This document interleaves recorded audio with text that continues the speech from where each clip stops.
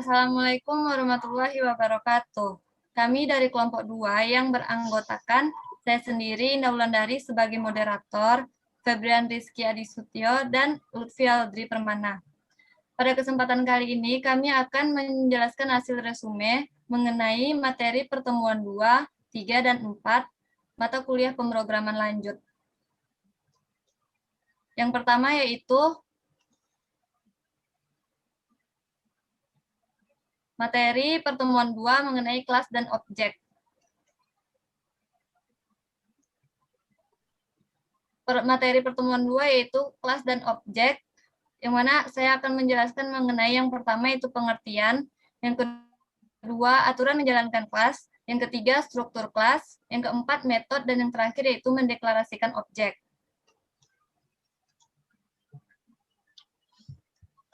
Yang pertama pengertian. Pengertian dari kelas yaitu blueprint atau prototype yang digunakan untuk membuat suatu instan dari objek. Biasanya kelas dimanfaatkan ketika akan melakukan pembuatan kerangka dasar. Yang kedua, pengertian dari objek itu merupakan hasil cetakan kelas yang akan digunakan. Ketiga, yaitu atribut. Pengertian dari atribut yaitu nilai data yang terkandung di dalam objek yang bersumber dari kelas.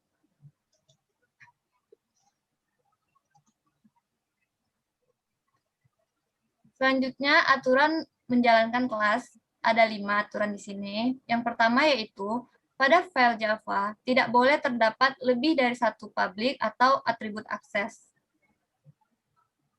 Yang kedua, yaitu boleh terdapat beberapa public class dalam file Java. Aturan yang ketiga itu komentar bisa kita tempatkan sesuai keinginan. Yang keempat, ketika membuat nama file Java, tidak boleh dibedakan dengan nama public class-nya. Dan aturan yang terakhir yaitu, saat menggunakan package, kita harus melakukan deklarasi package yang akan diletakkan pada bagian atas file Java.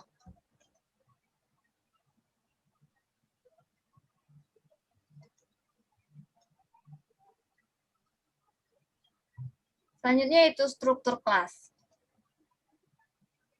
Ada 3 struktur kelas pada pembahasan materi ini. Yang pertama yaitu field data, yaitu informasi yang dibawa oleh kelas.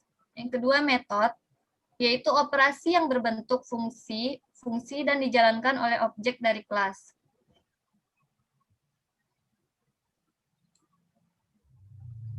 Yang ketiga yaitu konstruktor, yaitu suatu metode yang bisa membagikan nilai awal ketika akan membuat objek.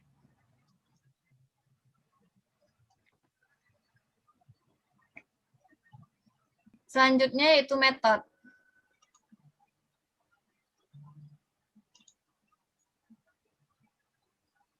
Pada materi ini ada 3 metode yang saya bahas, yaitu yang pertama metode void, metode non-void, dan metode main. Yang dimaksud dengan metode void adalah suatu metode yang tidak membutuhkan return atau bisa diartikan sebagai metode yang tidak mengembalikan nilai. Yang kedua itu metode non-void, yaitu metode yang membutuhkan return pada kode programnya agar tidak terjadi error. Atau bisa kita artikan sebagai metode yang mengembalikan nilai. Jadi perbedaan antara metode void dan non-void ini, pada metode void tidak ada return, sedangkan di non-void ada return. Dan metode yang ketiga yaitu metode main, yaitu suatu metode atau bisa disebut fungsi yang akan digunakan sebagai awalan dari suatu program ketika akan menjalankan suatu kelas yang akan diproses terlebih dahulu.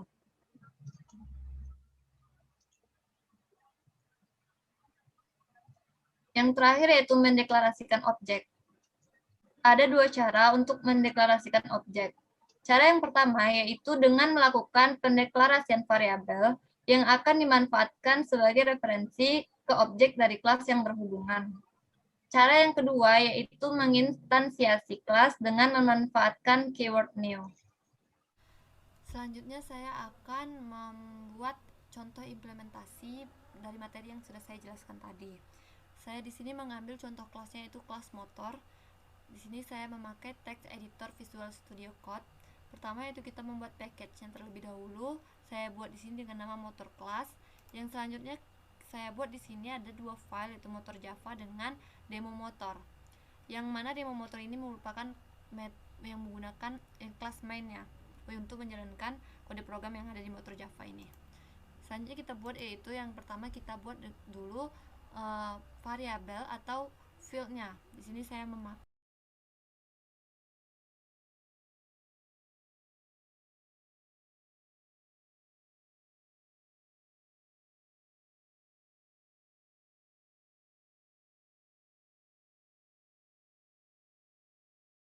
Selanjutnya kita membuat konstruktor dengan parameter.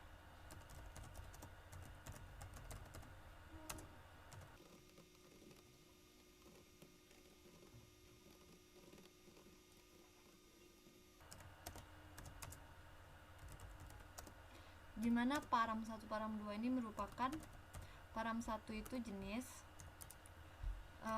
param 2 itu warna, param itu yaitu parameter. Di sini saya pakai parameter 1 dan parameter 2. Selanjutnya kita membuat metodenya. Yang pertama metode void atau metode yang tidak mengembalikan nilai.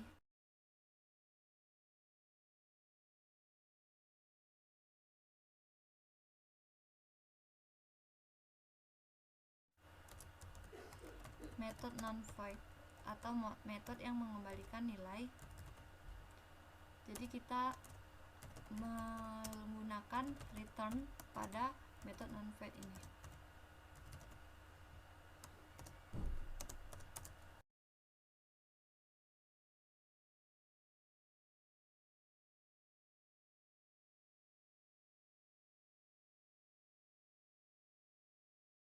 Baik, ini kelas motornya. Selanjutnya kita buat kelas mainnya yang akan berguna untuk menjalankan kode program yang sudah kita buat di atas tadi.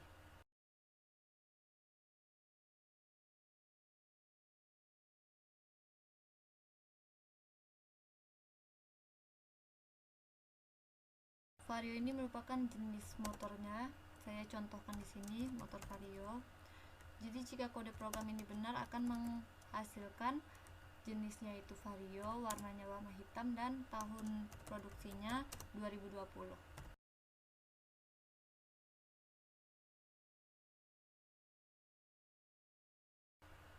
Baik, kita coba jalankan.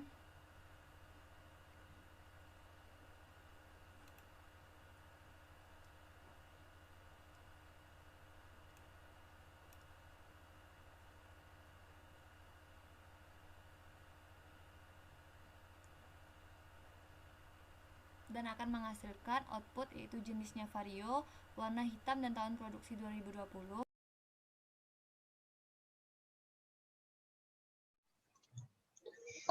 Itulah materi mengenai pertemuan 2. Selanjutnya materi pertemuan ketiga yang akan dijelaskan oleh Lutfi.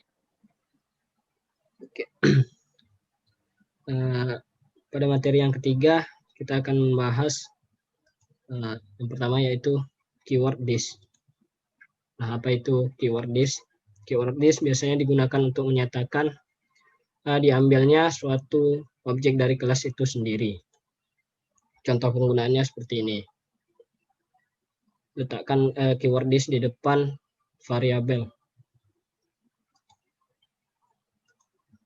Oke, yang kedua yaitu keyword static. Nah, keyword static ini berfungsi agar metode dan variabel akan menjadi milik kelas.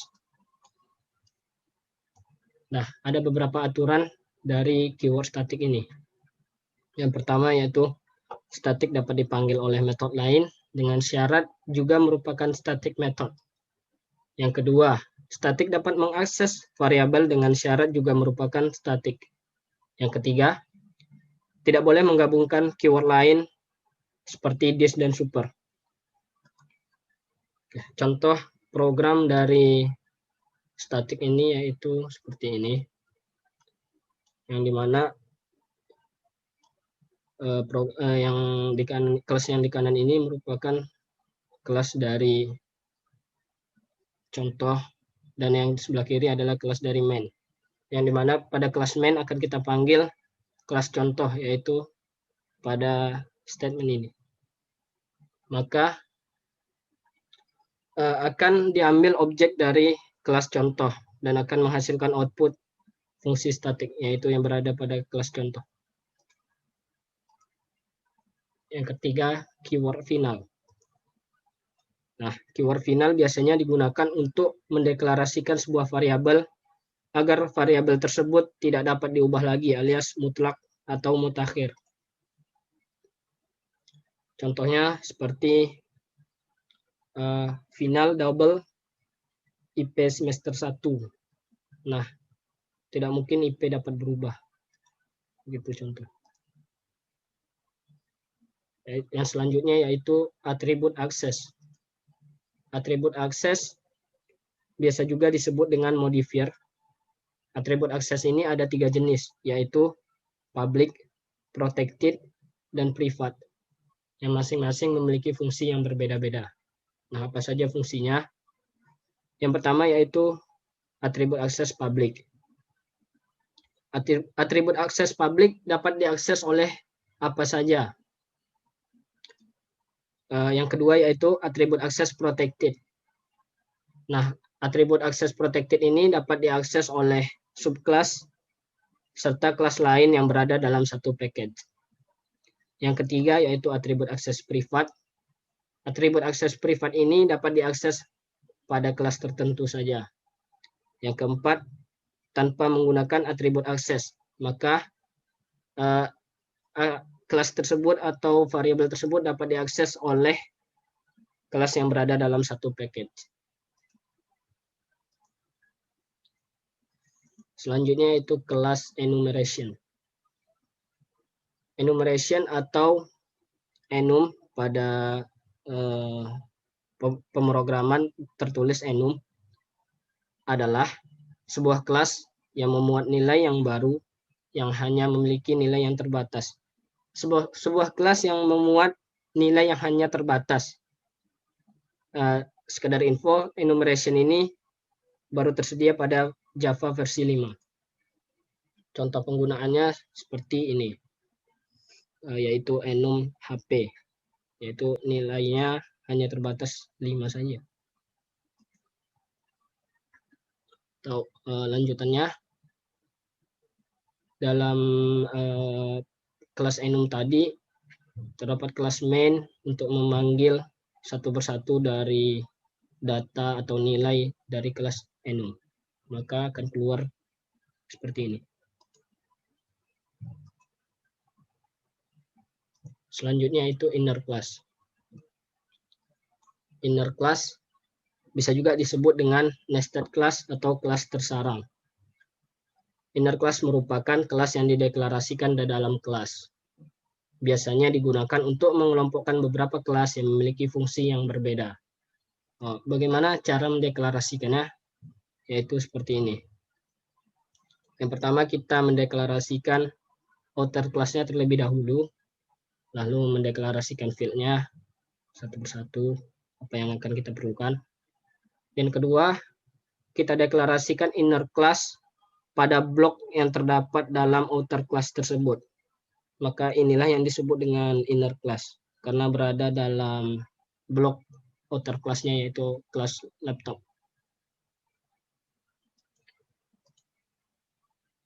Oke, selanjutnya yaitu anonymous class.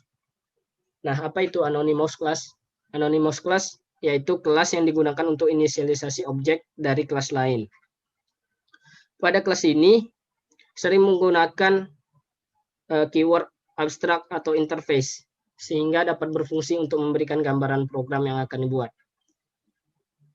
Berbeda dengan kelas pada umumnya, anonymous class ini hanya dapat dipanggil sekali saja.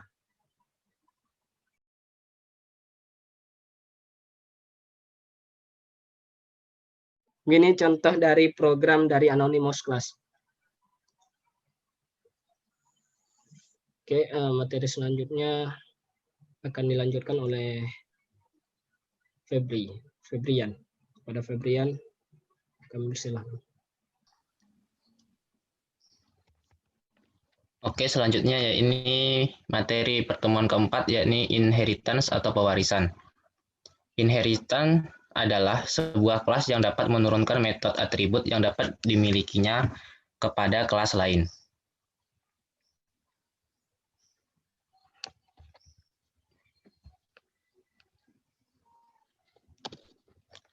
Konsep dasar dari inheritance.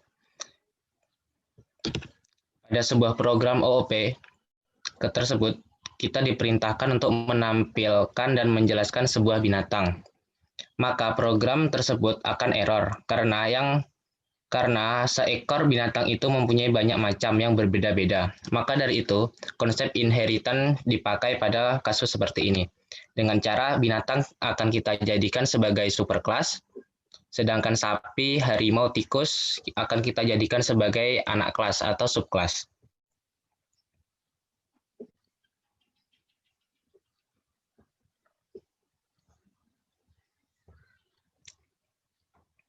Superkelas dan subkelas.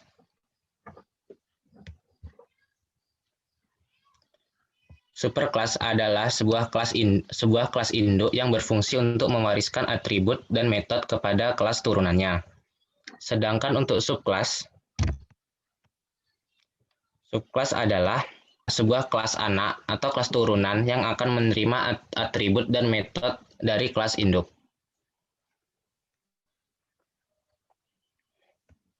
Penggunaan keyword extend. Keyword extend digunakan untuk menerapkan turunan atau pewarisan sifat-sifat dari kelas yang akan diturunkan kepada kelas anak.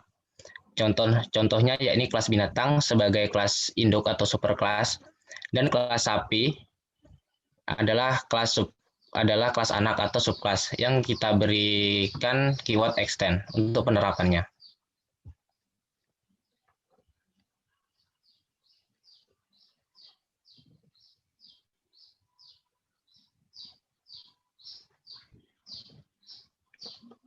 Aturan pada inheritance atau pewarisan.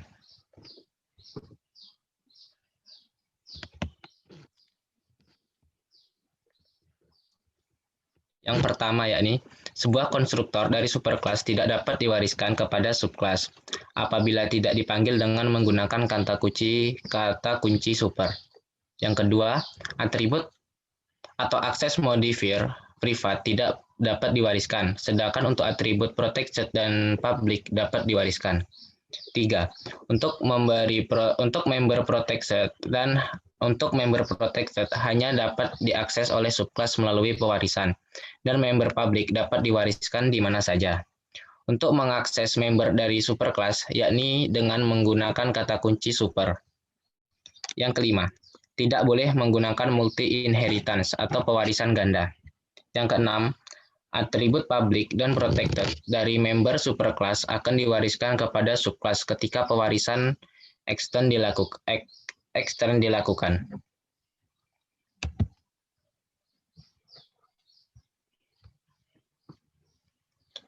Method of reading dan overloading.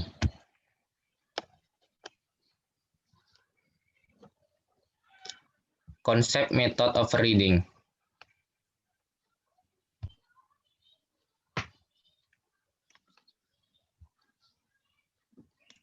Sebuah metode yang terdapat pada superkelas akan dibuat ulang oleh subkelas dengan nama dan parameter yang sama. Sedangkan untuk konsep method overloading, yakni sebuah metode yang terdapat pada superkelas akan dibuat ulang oleh subkelas dengan nama yang sama, namun dengan parameter yang berbeda.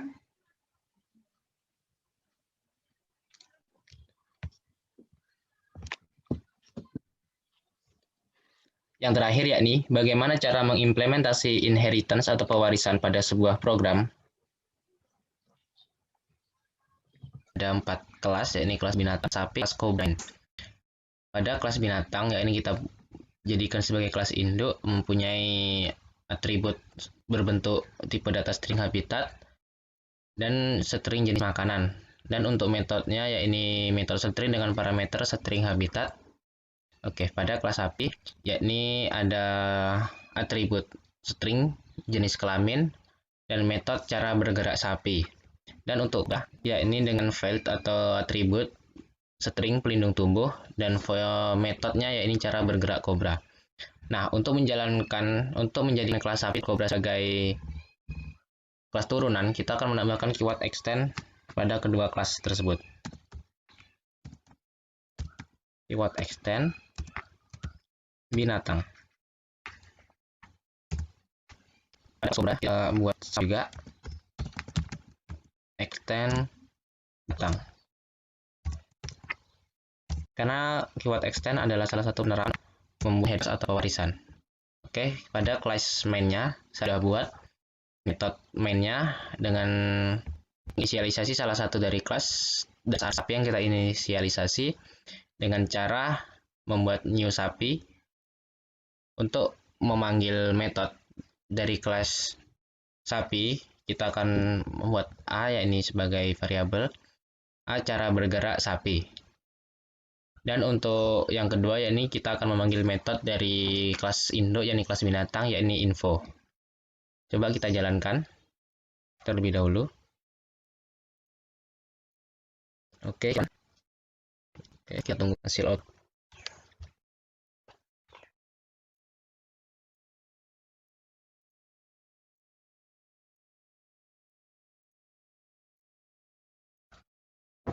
Oke, outputnya sudah ada, yakni sapi bergerak dengan menggunakan kaki dan tempat habitat di daratan. Ini adalah output dari penerapan kelas inheritance. Sekian, terima kasih. Sekian hasil resume kelompok kami. Mohon maaf bila ada kesalahan dalam pengucapan atau penjelasan. Akhir kata kami ucapkan Assalamualaikum warahmatullahi wabarakatuh.